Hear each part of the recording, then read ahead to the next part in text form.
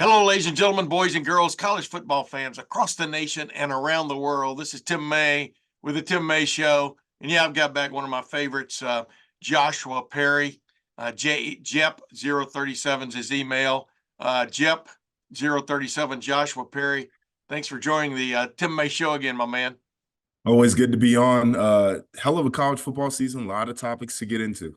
Yeah. Number one, did the correct team win the national championship for 2023?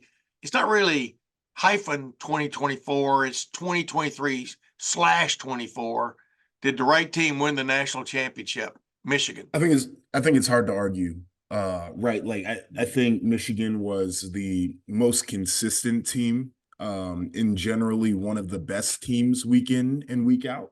I think that you could look at other teams and maybe say that on their best day, they could beat a Michigan team. And I'm not going to sit here and argue with you, because I think maybe even on Washington's best day, the way that Michigan played for a long stretch in that game outside of the first quarter, really, they might have been able to pull it off. But what Michigan has done extremely well all year long is play a consistent game, lean into their identity, and find ways to play winning football. They tackle well. They block well. They don't make a ton of critical errors that other teams do. And so, we can do the back end and forth in about the talent and if we did this and if we did that. Yeah. But the issue is Michigan's better at we're just not going to make those little mistakes that are ifs for you, and we're going to win football games. And they won 15 of them this year. Yeah.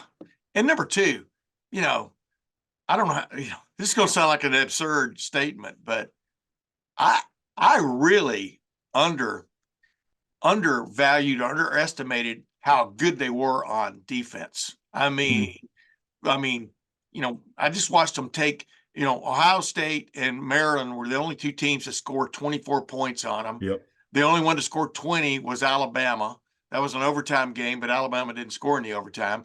But the point was, other than that, it's that in this age of modern offensive football, the way you can do all kinds of things, et cetera, they just made plays, man. They just made that one sack, that one hit, that one, whatever you want to call it, that just disrupted drives.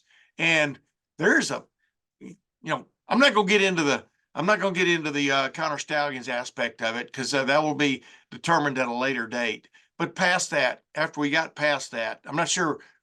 That was the wrong way of putting it. I'm not sure we're ever going to get past that. But right. After that was found out, but the way that team played defense consistently all year in the age of offense, I think was quite impressive. Do you agree? Yes. And the thing that you start to realize about their defense, and I said early in the year, maybe like 4 or 5 weeks in, that I thought it was the best defense in the country. The thing that you realize about them is they don't get out of position a lot, where these offensive coordinators, I think, do a really good job of manipulating the pieces. And for the most part, they don't get out of position. Now, there were some opportunities where they did, but you have to execute every time you get them. And you don't get very many. And Washington certainly didn't take advantage of them. I know there were some of them out there for Ohio State that they didn't take advantage of. And Michigan's not going to give you a lot of meat on the bone in terms of mistakes that they make. The other thing that stands out to me is they understand angles. So they run well, and they tackle extremely well. There were multiple opportunities where Washington had a matchup that they liked one-on-one, whether they were dragging somebody underneath, whether they had a quick hitch out to the flat, whether it was a speed out route. And Michigan's guys just tackled out there, especially in the secondary, the ability to tackle. There was one big play, screen. I think it might have been Roma Dunze, one of them, screaming down the field. Yeah. And Rod Moore comes from the secondary. It makes a squared up tackle on a guy in space and even makes the ball wiggle a little bit. And most safeties would have missed that tackle. And that's the difference for them, is they have played extremely fundamental on either side of the ball, but it stands out on defense because then they don't make mistakes. Absolutely. I mean, I'm giving it up to them on that. I'm not giving it up to them on the other part. We'll see how history judges them. You and I are part of writing history now. You're a former player who played. Real quickly, just your initial cut on history, Michigan 2023 national champion. What will stand out? What what will always be there when you remember the 2023 Michigan football team? You know what I'm talking about, as the national champion. Will there always be, somebody said the other day, it's going to be a subtitle. I think it was Reese Davis, a Yeah, subtitle, not an asterisk, because who knows what prior knowledge did for them, right? Because right. they played pretty well on defense when supposedly they didn't have it.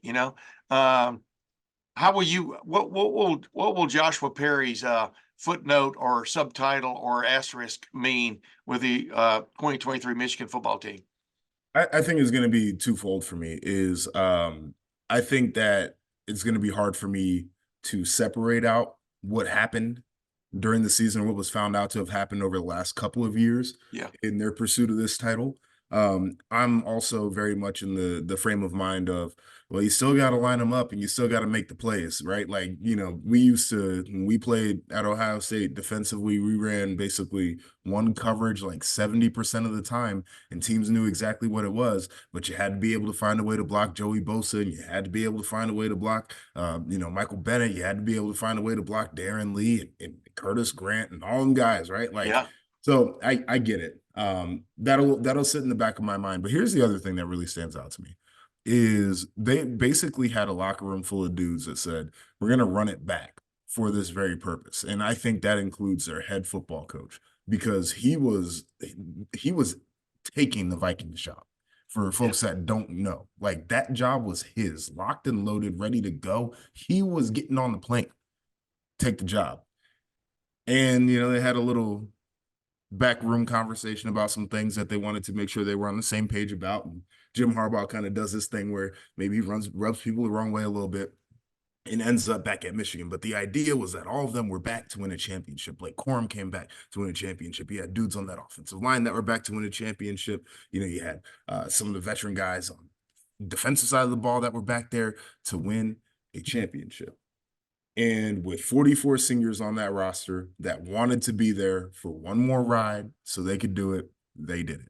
yeah, And I think it's very, very powerful, because on the championship team I was on, I think we did have a very motivated group of seniors, because they hadn't won anything significant the whole time we were at Ohio State. The guys who were seniors in 14, they were freshmen the year that Ohio State lost to Michigan. They were sophomores the year that we had the bowl ban and couldn't play in the postseason. They were juniors the year where we lost in the Big Ten championship to Michigan State in 13 and then lost to Clemson in the bowl game. And so they were like, we have not won any, like, they beat Michigan a couple of times, but like, they didn't have hardware. There were no rings for those guys really. And they wanted to go out and do it the right way. That's important. The other part that's important, we're a really close and connected team. And for all of its faults this year, that Michigan team was connected as hell. yeah. And I think that makes a huge difference. Hey, I said this the other day on a Lettermen Row .com video we did. I said the interesting thing is Michigan won that game, that game in January on that one day. Ohio State right now is intent on winning the month of January. They've gotten some transfer portal pieces, which are huge. Will Howard, the quarterback from Kansas State, Seth McLaughlin, the erstwhile center from the Alabama team, but this guy can play. Yeah, he can. I definitely would put him at guard though. Yeah, just You to know be what I'm safe. saying? Yeah, but Yeah. right on down the line, they've gotten some major pieces. They've gotten some major pieces returning. As we speak, a lot of decisions are going to be made in the next couple of days about some other guys too. But A lot of negotiating. yeah, whatever you call it these days, it's not just pondering for No, sure, it's not. right? It's not. Uh, but it looks like, I remember reading this tweet the other day where somebody said Ryan Day lost his locker room. I go, when you have this many pieces coming No, back, no, deciding to come no. back and take another shot, that is just the most simplistic, stupid thing to ever say, because it looks like they're hell bent. Go ahead. Yeah, I need to get in on that, because I've been as critical of my alma mater and of Coach Day down the last couple of games as Yeah, anybody. And it's not because I dislike him or that I'm at the place where I'm like, we need to fire Ryan Day, because the record's there. And I think they have been this, it's going to be the whole excuses, whatever thing. But like, you look at things in retrospect a little bit, and it starts to clear up the thought process of the margins are really difficult to be successful in, and that's basically where they're playing right now. Neither here nor there. The one piece of slander that I won't allow people to run with is that Ryan Day has lost his locker room, or that there's been this he has created this culture issue in the locker room, because there are too many guys that want to be there. And there are Yeah. too many guys that said, I have enough pride that I want to win something significant while I'm at Ohio State. And I don't think you get there with a guy who has lost the locker room. I think that, there are certainly things that probably need to turn up, right? More honest conversations, a little bit more pressure in there. That's perfectly fine. But the idea that these guys don't respect him or whatever the case is, I just don't think that you have players that are ready to be paid NFL real money that would just be like, nah, or guys who could say, you know what, I'm going to transfer somewhere else where I think we actually have a chance to do something significant. I don't think you get those guys to be in that locker room. Yeah. Is Syracuse one of those places? No, I'm just joking. Boy, you can get me in trouble today. No, I mean it's just amazing because I really think cream rises to the top. I mean, I really, I do too. and I think in the pasteurizing process, things happen. People stay, people go, etc. And in this modern age, I like the way this team is shaping up. I mean, you got a guy coming in who might as well be a transfer portal guy, and Jeremiah Smith. I mean, Boy. this guy, this freshman wide receiver, just oozes, looks the part right out of the gate. I mean, this Yep. team has improved itself, in my opinion, over the I last agree. month. And I don't know, Will Howard. What's just your take on him? What I know you keep up with throughout college football and stuff. This kid has played at a pretty high level at Kansas State and helped that team and helped elevate that team. What is your take? I mean, it looks like coming in, he is your ipso facto starting quarterback just based on a lot of factors. One of which is the guy who started the Cotton Bowl is hurt right now. But go ahead. Yeah, I mean, I think it was a good move. I have always been on the bandwagon. I've been extremely adamant about the idea that regardless of whether this guy was going to start or not, Ohio State always had to bring in um, a transfer portal quarterback. I think it would have been a bad way to manage the team to not have another dude, a veteran guy in particular, that you had in there with the intention of competing, right? Like, it's Yeah. not, hey, I'm going to bring you in, I'm going to give you the job. It's, I'm going to bring you in and we're all going to compete and see who can become the best here, because I feel like that type of environment really helps. Now, what does he have? He's a guy who I think has a very strong arm. He's a guy who also can get the ball out of his hands quickly, get it to the edges to his playmakers. He is a guy who is a willing runner, which I think is important. And that's what we saw with Devin Brown. And we know that's his game. He's a little bit banged up because of it, but that's his game 100%. And even Lincoln Keenholz, to a certain degree, like, he's a guy who can move around a little bit, right? And Yeah. so I think that now you have similar quarterbacks all in that room that are competing for a job. As an offensive coordinator, as an offensive philosophy, you're kind of carved out now, and you can make a singular playbook. Whereas I felt like last year it was a little bit of a pull stylistically between, if Kyle's going to be the guy and if Devin's going to be the guy, we can open up some things here, but we have to close off some things there. I Yeah. don't think you have that issue anymore. I think Will Howard needs to be much better when it comes to protecting the football. The interception numbers certainly have been too high. I think you can also elevate him with the talent that he'll be playing with. We haven't even talked about what the hell the running back room is going to look like, but Yeah. seems like it's going to be pretty good. The wide receivers, I think there's some young guys in that room that still need to develop, and we also have some elite high-end talent that they're working with. Like, I think it was a really wise move, regardless of if he's the starting quarterback or not. He brings an edge to that room that I think is extremely valuable. And I also believe that he's a conference champ, right? Yeah.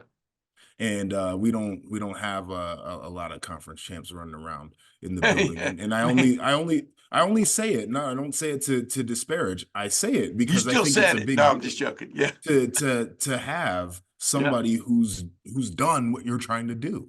Yeah. I agree 100%, man. I mean, it amazing, Joshua, that we're sitting here and it seems like it's just been a blink of an eye, but Ohio State hasn't been to the Big Ten championship game in 3 straight years. I mean, that's It's been just, a while, I man. mean, it's stunning. Hey, by the way, Quinshon Judkins, I mean, left Ole Miss, I think he left Ole Miss. I think the conversation was, you're using me way too much. You know what I mean? I mean, the running back who's now in the Ohio State fold, and the guy has produced, but boy, they've they've taken a lot of, the old saying, they've taken a lot of tread off that tire the last 2 years. I think 545 carries in the Southeastern Conference.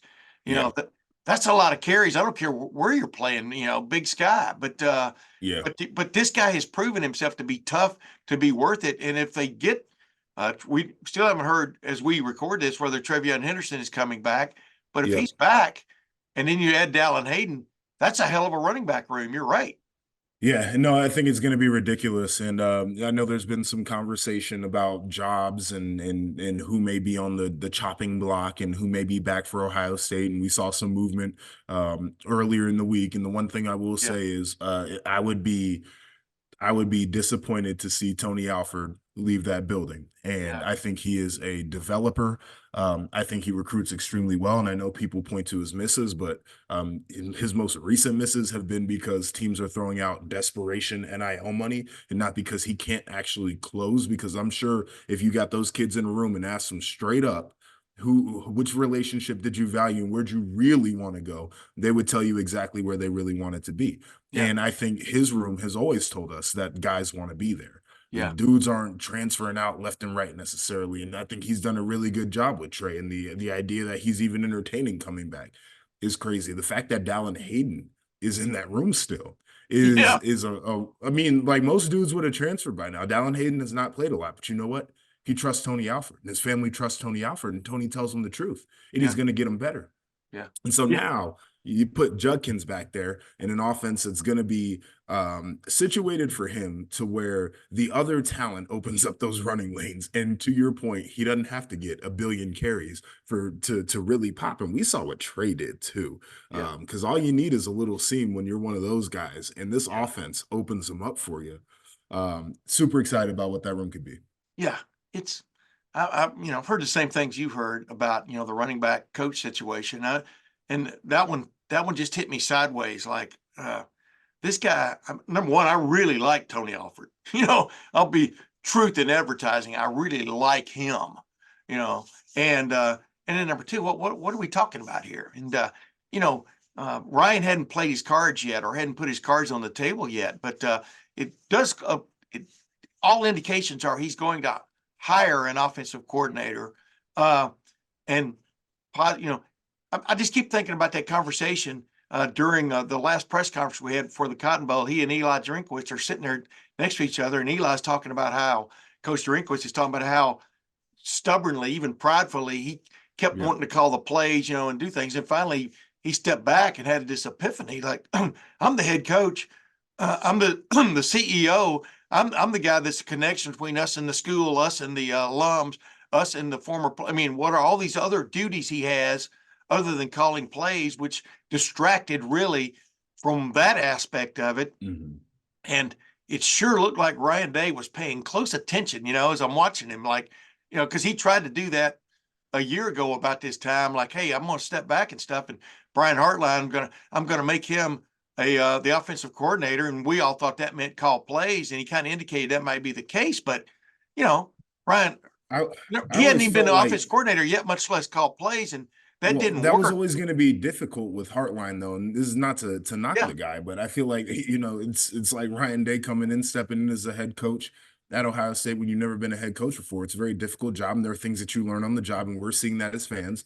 And for Yes. Brian Hartline, is a guy who hasn't been in the coaching profession for a long time, but obviously has done a really good job as a position coach. That step into being a coordinator is difficult. It's not like everybody just calls plays and they're great at it right away. Like it's a skill Yes. and a bit of an art that has to be developed. And so the idea that he was just going to pass the call Baton. sheet to Brian Hartline and it was going to be a smooth transition, I thought was a little bit foolish for fans to just think that it was going to happen overnight like that. And Yeah, so I think I agree. there has to be a collaboration on offense. But for Ryan Day, I do think it makes a ton of sense to bring in a veteran guy who has called plays before And that guy can also be a mentor to a guy like Brian Hartline better than Ryan Day could as a head coach who has to oversee the whole program, right? Yeah. And so, like, I think everybody becomes much better when you have that offensive coordinator in the building. Yeah. Let me ask you this.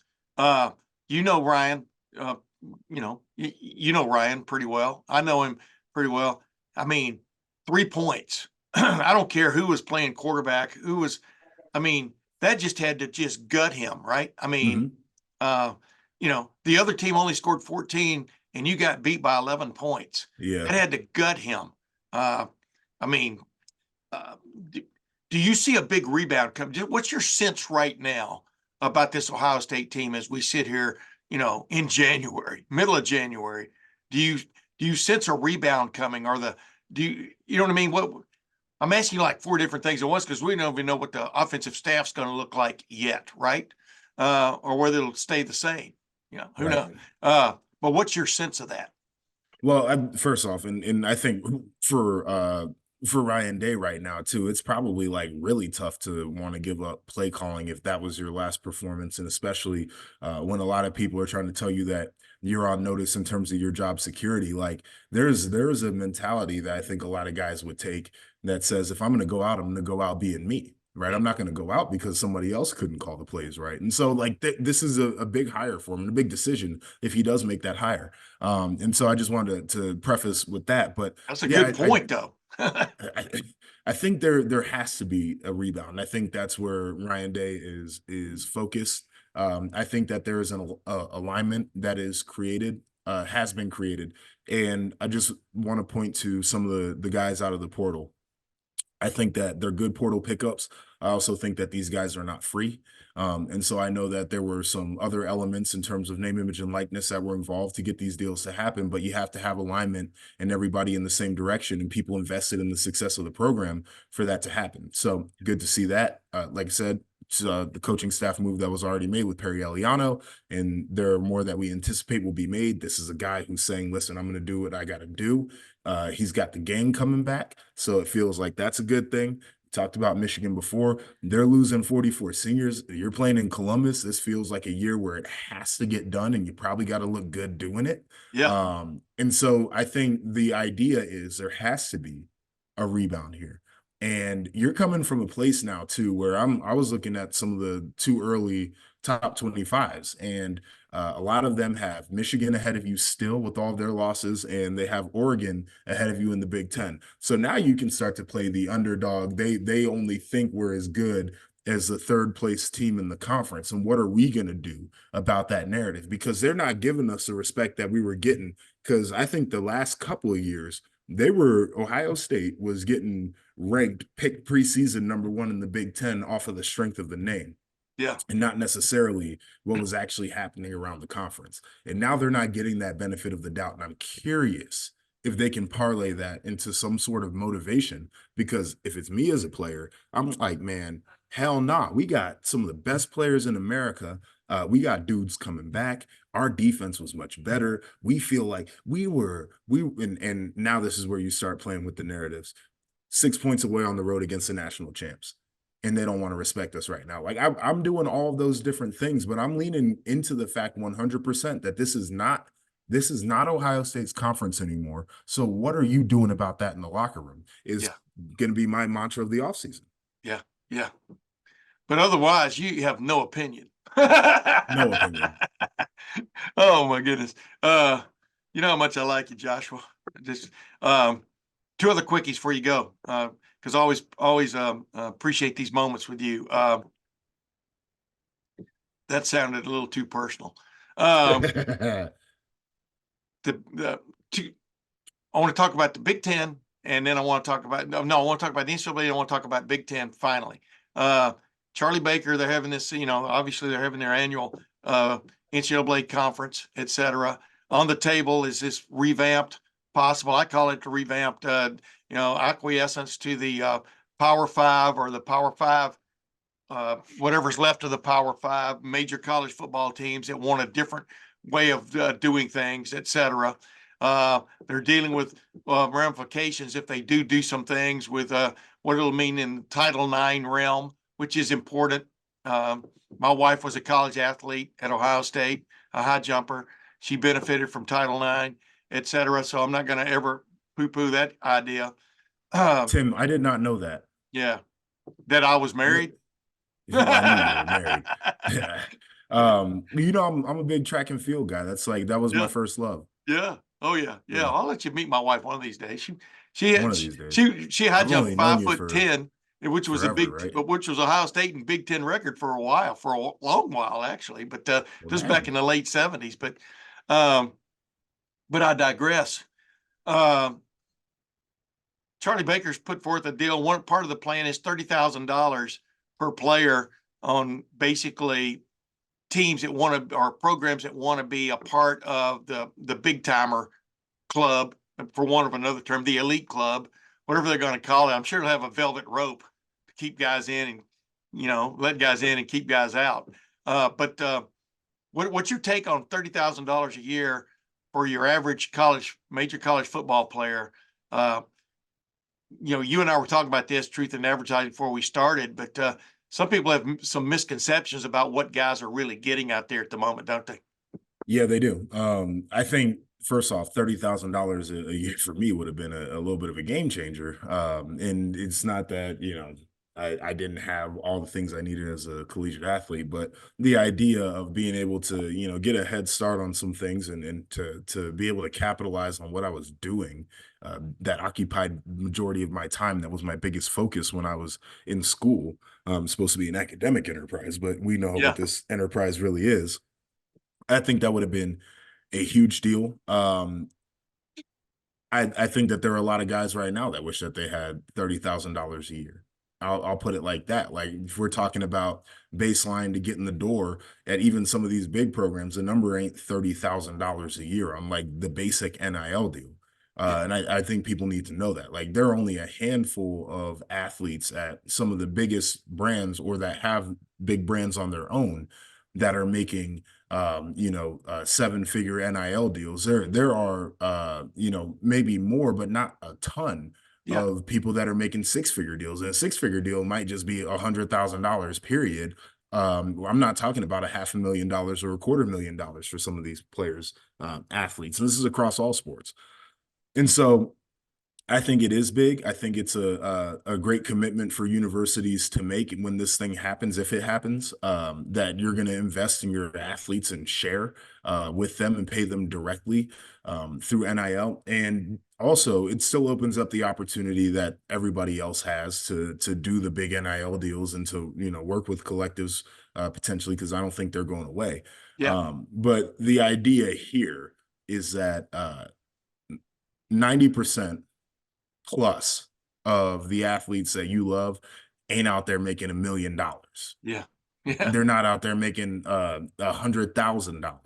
yeah, Some of your favorite athletes that you're watching right now, not even making $25,000. yeah, yeah, Okay, so that 30K is gonna be a big deal. yeah. I wish we could have a clearinghouse which would tell us, because I mean it's hard to even for me to even find out how much guys at Ohio State are I think they should truly making.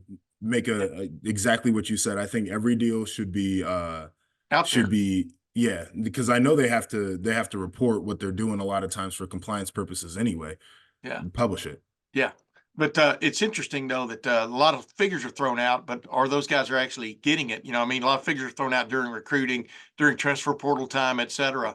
I feel Um, like we forgot about Jaden Rashada, just as a side note. And I don't know if people are familiar with his recruitment, but he was in there with Florida and Miami. And, yeah, one of them offered him $9 million. The other one said, we're going to pay you 13. He gets on campus. So whichever one that he eventually signed with, and they said, oh, actually, we ain't got it. yeah. And what I people think don't that was realize about Florida, but these, go ahead. Yeah, yes, good. yeah. And what people don't realize about these collectives is they are offering up and promising money that they don't necessarily have right now. Yeah, They pay these deals out in installments. Hey, we're going to pay you on January whatever, and then we're going to pay you on June whatever, and they go throughout the year, and this is what they do. But they do not have the money in the bank necessarily today. And yeah, so we're offering goodwill and hope to a lot of these young people that we're going to be able to come through with our fundraising, and people are going to continue to give us money in an ecosystem, mind you, where I'm not sure that the amount of value that's attached to the deal is actually being generated. Some of these people are given money because they love the program and they want good players, not because they get anything out of it. Yeah. And what's going to happen for Miami, for example, when they eventually don't win at the level they think they should be winning at, people are going to stop giving them money because Yeah. they're not getting very much out of it. And so I just want people to understand what's really going on behind the scenes with this thing. Yeah. It's Luke Fedlam and I, local attorney, great guy. Luke. Luke's Uh, my guy. yeah. I mean, as we pointed out, you got to give this carnival ride 3 to 5 years just to figure out, what is true, meaning where does everything settle? Just like you just pointed out, when you're not getting your bang for your buck, you're not going to be prone to like keep giving your buck and stuff. Here's the thing I want to get before I ask you about the Big Ten again. Why do you think it's so hard for the NCAA to wrap its head around? By the NCAA, I mean all the institutions to wrap their head around, because this is pay for play, no matter how you square it off. But to wrap their head around making college football players, college basketball players, the ones that bring in the big bucks at a lot of these schools, making them employees. Why is that so difficult, do you think? Is it hanging on to tradition?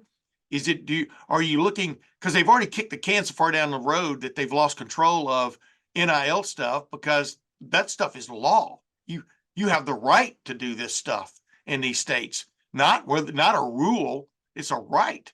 And why can't the way they can grasp this is to me, I'm recruiting Joshua Perry. You're a wide-eyed 17-year-old. I'm going to sign you to a contract, which is totally different from signing you to an NLI national letter of intent, because now you are my employee, and I have more control over you. I'm paying you, but you're my employee now, and I can tell you what you can and can't do for the most part, right? Why is it so hard for the NCAA to get to, and do you think it'll get to that point? Yeah, I think it's a really interesting question. And I think a lot of it is the traditional structure of the way that academics and athletics have been tied together. And I think that Tradition.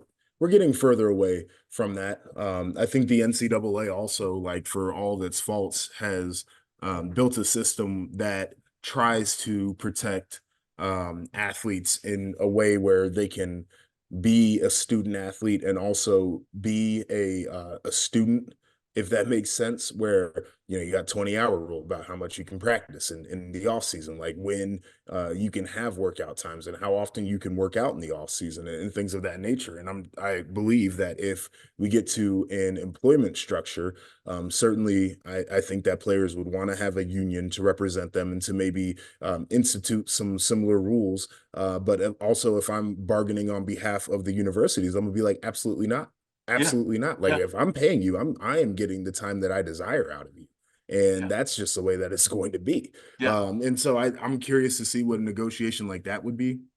As a student athlete, wouldn't it be interesting if they were like, hey, as a part of the CBA, we have carved out certain academic requirements of our student athletes. And if you miss X amount of classes, um, in a semester, we could put you on probation. Then the next class that you missed after that, we could fire your ass. And then you're Yeah. going to be, Yeah. back home wherever you came from. And we don't have to pay you a single cent.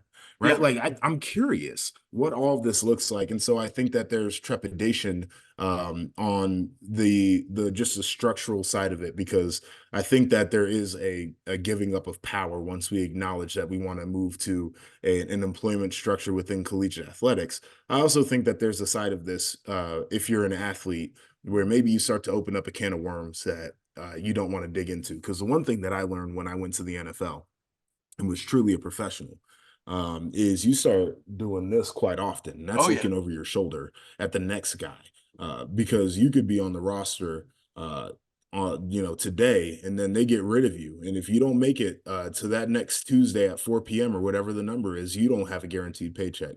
And I could we get to a place where they're like, listen, we got You know, we got dudes out here that are just enrolled in school, just waiting for their opportunity to take somebody's job. Like, I don't know how that works. Like, it's a very interesting thing. Do you just completely go away from the idea that the employment is tied at all to the academic side of the institution? I feel like those are two really difficult things to try to marry.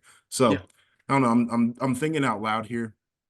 Yeah. Uh, I think it's very complicated, and the one thing I do know is that they don't like to deal with complicated things. Yeah. And the other thing, like you just pointed out without saying it, the difference between the difference between major college football and the NFL still is in major college football, we think you're still required to go to class and show advancement toward a degree, you know. And boy, I'd really like to put my head under that hood and see what the heck is going on in that regard with so many people jumping in the transfer portal and yet maintaining academic progress toward, you Well, know, I you I know, don't think a lot of these I don't guys think I are don't graduating, yeah. So which is unfortunate. if you Yeah, don't get well, your yeah, if you don't get your degree out of the deal, then you've really shortchanged yourself as a college athlete, in my opinion. what Because happens to transfers yeah, if we move to an employment structure? yeah.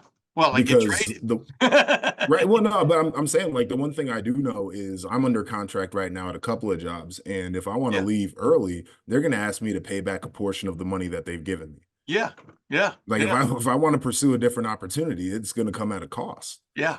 And then the question is, when do you get your money? You know, do you get it beforehand or after it? You know what I mean? Right. It's like, yeah, no, dude, there's no way of putting this genie. This genie is just floating around. It's like Robin Yeah. Williams free riffing, you know what I mean, on stage. He's on this side 1 minute, you know, the late Robin Williams, and next side the next, and he's talking in another accent. I mean, it's crazy. Last thing before we go. Monday night, as we record this, Monday night, Washington, Michigan was a showcase for the upcoming newly revamped, expanded, in my opinion, in some respects, improved Big Ten, going to 18 teams. You had Washington, which is coming in this year against Michigan, an old guard, an old blue blood of the Big Ten. Uh, the I think the Big Ten came out the big winner finally, despite Ohio State's problems and Penn State's problems in the bowls, et cetera, for examples. But and Iowa, which didn't score a point. But well, what's your take? I mean, this Big Ten is heading boldly into the new era, isn't it? Yes, and it's going to be a really competitive conference. I think it's going to be I think we're going to have matchups that will be phenomenal week in and week out, which is something that's exciting. And then there's a big opportunity for the teams in the conference to be in the biggest spotlight toward the end of the year. Yeah. Um, you know, like I think the idea of having a field where more Big Ten teams will be able to showcase what they can do toward the end of the year is going to be huge. And I know you mentioned Penn State and you mentioned Ohio State, and I think that if Ohio State is playing with a full complement, and what I mean is Marvin Harrison Jr. is in there, and Kyle McCord doesn't feel like he has to leave right away. You could have had an intriguing game or two in the initial rounds there. And I think that's great for the sport. It's great to showcase the brand that way. Point. I Good think that point. I think it would have been intriguing for a Florida State this year for all the consternation that happened to be able to get in and show if they could do something. And so I think I'm not a huge proponent of the 12-team playoff, but the one thing I do enjoy is the sport of college football. So if you can entice me with more games that matter during bowl season, I'm always going to be here for that. Yeah. Amen. And by the way, this time next year, you and I will be doing this and we'll be talking about those 13, 14, and 15, number Right. 13, 14, 15 teams that, man, what could they have done if they'd have gotten in? You know, Yeah. I don't All think the the fervor will complaining from quite be them. there as 5 versus 4. Hey, Joshua Perry, thank you once again for joining the Tim May Show. And ladies and gentlemen, until next week, we'll see you then.